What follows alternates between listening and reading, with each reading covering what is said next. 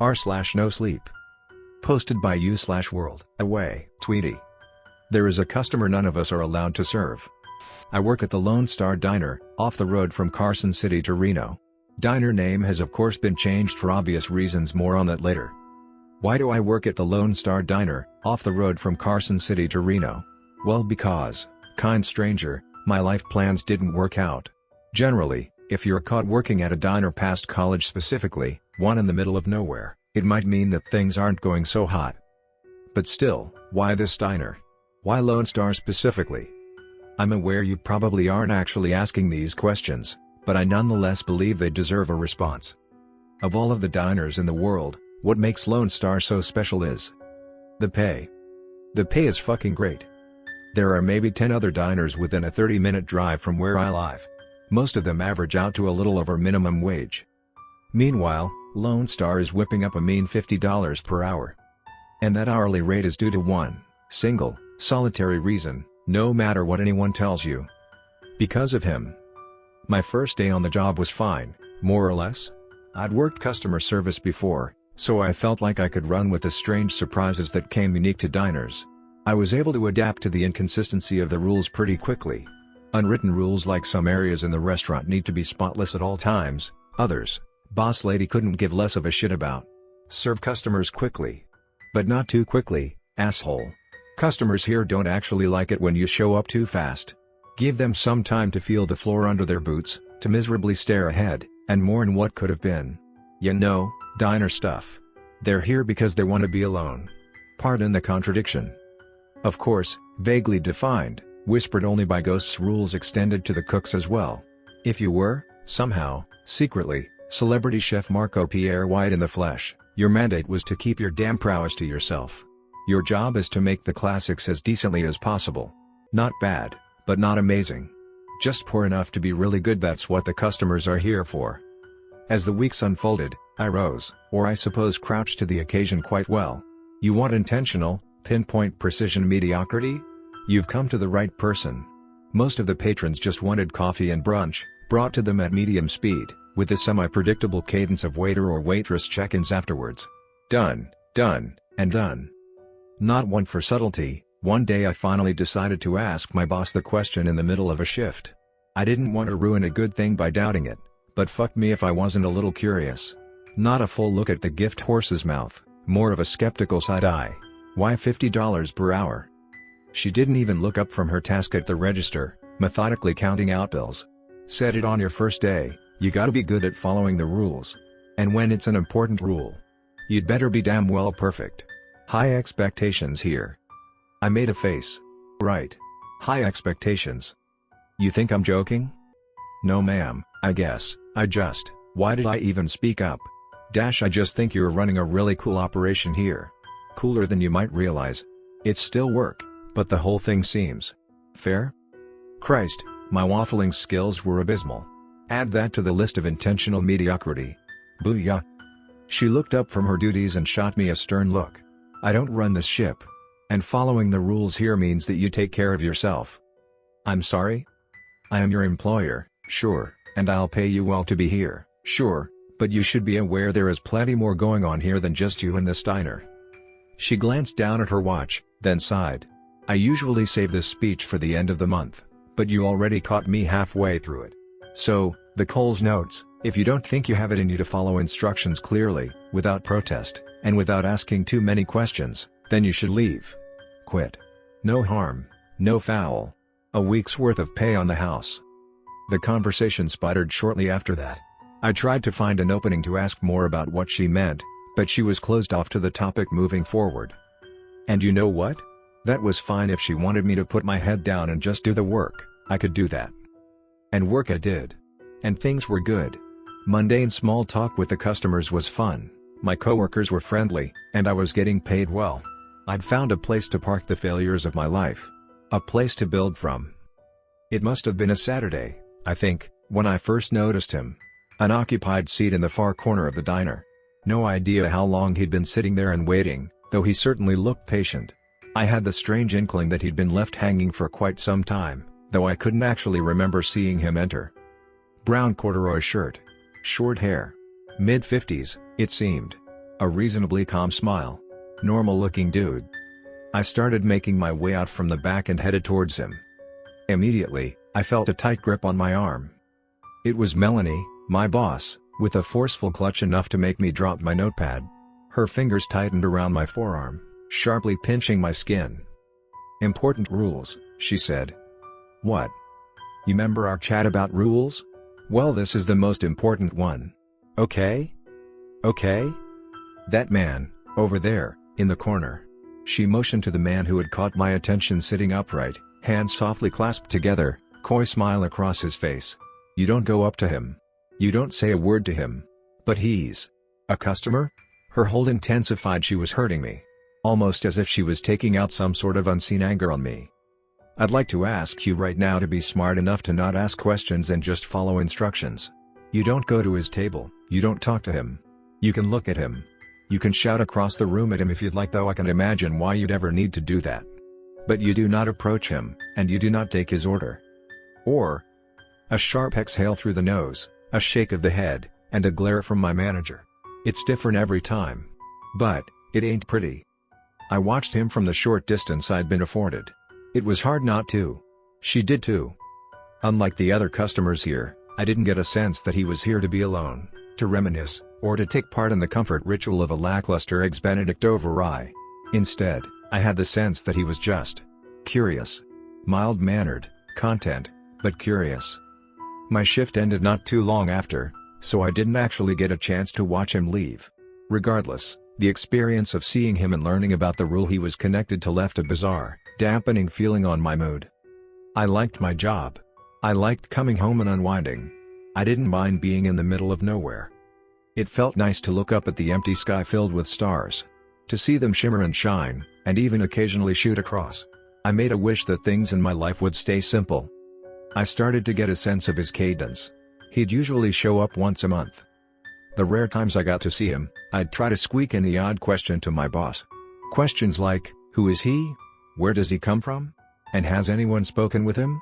All mechanically met with I don't know, and if you're scared, you're welcome to quit. Then, as fate would have it, one day boss lady fell incredibly ill. My co-workers and I had to convince her to go home midway through her shift, her sickness falling, uncomfortably, within the usual 1 to 3 day window at the end of the month when our customer would typically appear. And of course, there he was, right after she went home. To my benefit, the other waiters and waitresses working the rounds were well aware of his presence and knew exactly what to do whenever he arrived. All of them knew to steer clear of him. Nevertheless, driven by a foundational curiosity that I just couldn't shake, I used this opportunity to go for it. I shouted a single thing across the floor, knowing Melanie wasn't there to chide me. "Hello, sir. What brings you here?" I asked him. He turned his head from his fixed position in his seat and put a hand to his ear. "Clever." I said, "What brings you here?" I called out again, a few notches louder this time, garnering some odd looks from our Thursday patrons. To my surprise, he spoke back. I'm not sure why I was expecting his voice to carry the tone of some twisted, demented demon, maybe the fear Melanie had instilled in me. The man sounded exactly how he looked. "I'm sorry, dear," he said, "I'm afraid I'm not sure what you're saying. Can you come over here and ask me again?" "Nope. I was good. And I don't mean to be rude about the service," he continued, "but it feels as if no one has taken my order for quite some time now."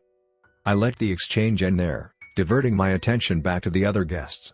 As always, he'd eventually disappear without fanfare, without the clatter of the entrance bell or any sight or sound of his steps across the diner floor, our backroom conversations about him remaining dreadfully short while he was there. Just, he's here, and he's gone, and the odd, when we really needed to say it, I feel really weird about this.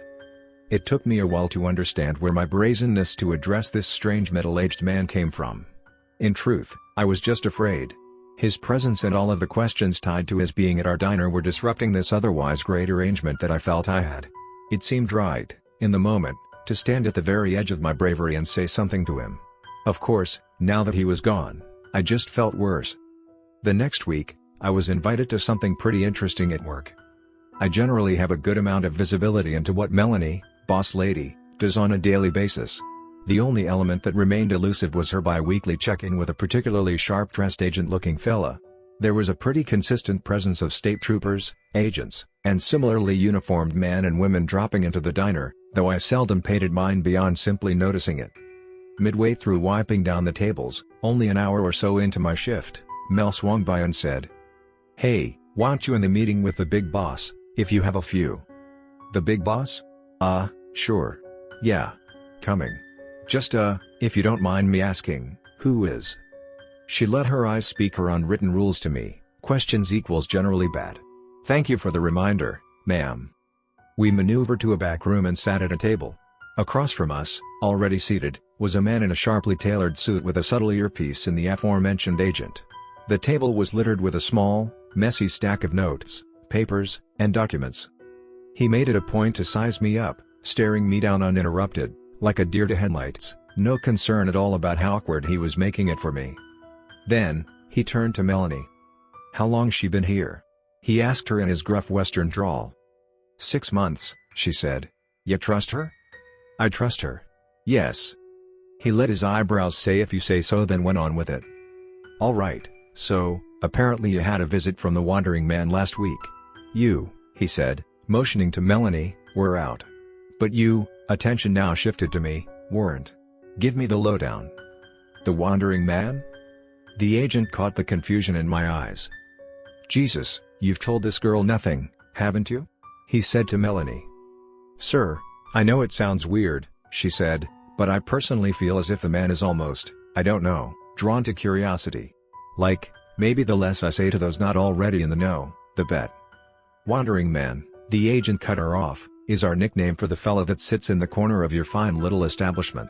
Or should I say, the state's fine little establishment." "I'm sorry?" I asked. "That's correct. The state's. Congratulations, ma'am, you're part of a government operation. The wandering man, not just a cutesy little nickname but our legal definition of this tricky little problem, is a phenomenon we discovered many years ago. At the time, he'd just walked the desert landscape, chatting up unsuspecting strangers with bizarre questions. Everything fine, all hunky-dory. A little weird, sure, but nothing illegal. However, sometimes, things would happen because of him. Bizarre things. Grisly things. I could see Melanie groaning, concerned at the picture being painted. Would this pique my curiosity? "Have you guys, taken him in for?" I almost wanted to cut off my own stupid question, but he ran with it. "Nope. Not because we don't want to, but rather, because it might not be safe." The cozy mental image I'd held of this diner was starting to fracture. "We have reason to believe that he's a visitor," he said. "From?" I didn't attend another debrief after that. Not because I was barred, mind you. Rather, I just didn't want to know anymore. My gut no longer held curiosity. There was just a low, aching dread there now. The agents and troopers spaced out and seated amongst the eatery were now just a glaring reminder of what my dingy diner job really was. The government cavalry would mostly show up around the end-of-month window the wandering man was set to arrive in. When he'd appear, they wouldn't do much more than examine him from their distant tables, subtly scribbling notes into notebooks. He'd always act the same. He would just sit there. He wouldn't give them, or us the diner employees, much to go on. Speaking of employees, I remembered something Melanie told me after my first month of working here, that the worker turnover at this diner was incredibly high. Knowing at the time what everyone got paid, it made absolutely no sense to me. Now, 7 months into the gig, alongside a completely new set of cooks, waiters, and waitresses from when I'd first started, I'd seen firsthand just how true her statement was. None of the leavers claimed as much, but I'm sure the underlying premise of who the diner was really for became subconsciously clear to them during their time here. And it probably didn't sit all too well with them. I stayed. But not because of the pay. I'm actually not sure why I did. We had a new cast of rookie employees now. The ones who understood the vague terms of the situation, just as Melanie, I, and all former employees did, stuck around. Those who couldn't reconcile the situation with their inherent curiosity, naturally filtered out. And then there was Malcolm. It was only his first week. He was a keener. Mega keener. He'd bulldozed through a giant list of tasks and was already asking for the next batch of work to chew through. Anything he could get ahead of, anything he could step in for, anything he could learn, he was on it. He wanted to be as helpful as humanly possible. I think the salary of the role, for a guy his young age, was just too alluring for him. For our part, Melanie and I tried our best to get him to pace himself. We were both giving the spiel now. By this point, we'd more or less perfected it. There are things about this diner that are strange. Rules you will have to follow and not think about. Rules that are concrete, immutable, and non-negotiable, like gravity. He nodded. At that moment, I really believed he was internalizing my words. And if that doesn't work for you, and if you don't think you can take care of yourself, then you shouldn't work here, I continued. There was always a visceral feeling in my stomach whenever I saw the wandering man in the corner during the same week that we were onboarding new staff. I'm sure Melanie felt it too. On those days, Mel and I would both work the till, and if we saw anyone coming out from the back, we'd stop them. With a simple grab of the arm. Malcolm stepped out, and I did just that, a rough grasp of his forearm, just like Melanie had done to me when I'd first started. He recoiled in surprise. "Remember that little chat about rules we just had?" I said. He nodded meekly, as if he was already in trouble. I pointed to the man seated at the far table in the brown corduroy shirt, staring straight ahead, with what I believed at the time no real reason to be here, and I said, "You will not, under any conditions, serve that man. Don't go up to him, don't talk to him. Pretend he doesn't exist." Malcolm lifted the garbage bag he was holding in his left hand. In my nervousness, I hadn't actually clocked what he was stepping out for. "Just doing garbage duty, ma'am," he said. "But, understood." And then he left out the front door with his usual swagger. The dumpster wasn't as close as we would have liked, so I appreciated his willingness to take on this duty so soon into his employment. I turned back to observe the wandering man. We had a crowd of agents in attendance that day, scattered about the restaurant. The man wasn't one to speak up often. Today was an interesting exception. "Officers," he said, "if you have any questions, feel free to join me at the table to ask them." The agents around the room reacted mainly with snickers. "Seriously, if you come sit with me, I'll be happy to spill it all. Truly." Even more laughs. But no one bit. And yet he continued, pointedly. "I know you're curious, I know you take notes, I know you talk about me, I know you built this establishment for me, I know you." As I reconciled the fact that this was the most words I'd ever heard him string together in succession, I heard the chime of the ballet door had opened. Malcolm was dusting his hands as he entered through the diner's side door. A door which was situated right beside the table the wandering man was seated at. It all happened so fast. And yet, it played out in front of me excruciatingly slowly, as if there was a moment, a single solitary second, where I could have stepped in. The wandering man dropped any pretext of an exchange with the agents, stopping his sentence midway and adopting a completely new demeanor. He played the role of a low, miserable, tired man and said, 30 visits, terrible service every time, in a pathetic tone just as Malcolm walked by. Malcolm, instinctively, plucked a notepad out from his chest pocket and turned his head to face the man. "Hey, I got you, Chief, I can have him ring something up for you, what are you?" And then Malcolm froze in place. And the wandering man's expression turned Cheshire cat wide. His neck alternated between tensing and fluttering, with what seemed to be undeniable excitement. The man started getting up from the table, and then, immediately, both of them were gone. Malcolm and the wanderer had vanished out of existence entirely. The insanity of the moment was interrupted by the coded language I heard blared over a megaphone, nonsensical agent speak that has been seared into my memory forever. "Alert level black. Wandering target has compromised a civilian. I repeat, civilian has been compromised." And that was that. Melanie quit in the days after. She wasn't mad at me. She told me she always knew she'd leave after the 10th disappearance. Why that specific milestone was required, I have no clue. All I could do from that point was continue to work. On my commutes home, or during lunch breaks, I would look up at the stars, and put out the wish that Malcolm be brought back home. Back from wherever he'd been taken. The debrief with the agents brought me no solace. The exchange with them was simple and short. Where was he taken to? Answered with, "He's gone now." With a perpetual dagger in my soul now, I had only the smallest of silver linings, if you can even call it that. A lesson. The lesson that I needed to be even more watchful. Even more diligent. And on days when the wandering man was visiting the only server at the diner. No exceptions. I knew the agents weren't happy about that. None of them said it to me explicitly, but I could tell that they would learn something new about him every time he whisked someone away after a mistake was made. It was a weird, Darwinian setup they had created. We were a zoo they could use to learn more about a specific animal. A specific entity. A specific visitor. No dice. They'd just have to watch him sit now. Or wait for him to do something different. I waited for the 3-day stretch at the end of the month that he usually appears in. Things were quiet up until that point. When he finally showed up, it wasn't what I expected. For the first time ever, I saw the wandering man walk right through the front door. In the dead of night, at the tail end of my shift. I was at the till, paralyzed, as he took step after step to close the distance. And then, he was right there. Standing in front of me. And I was sure, absolutely sure, that I was going to die. He smiled. "Don't worry. I have my own little set of rules I play by," he said. I didn't say a word. This was no man's land right now. "I know you've been curious about me. I've admired it from the moment you first spoke up to address me. Cautious curiosity is a great thing to see in someone. Especially in such a reckless species. Please. Please just go. I'd like to answer a question about why I'm visiting. I'm sure you'd like to know why I'm here, right? I'm not curious anymore. I swear I'm not." He laughed. "The answer is really, painfully simple. This little game, this little charade I'm playing. It is just so unbelievably fun. Please don't kill me. Please. You truly have a wonderful planet. I will return again soon. Promise. Give me a month, maybe 2 this time." A sincere, kind smile delivered with kind eyes. "I'll come back with a new game." And then he was gone. It took me a minute to realize that there was a cake box sitting on the counter beside me. Maybe it was there the whole time he was speaking to me. Maybe it materialized right after he left.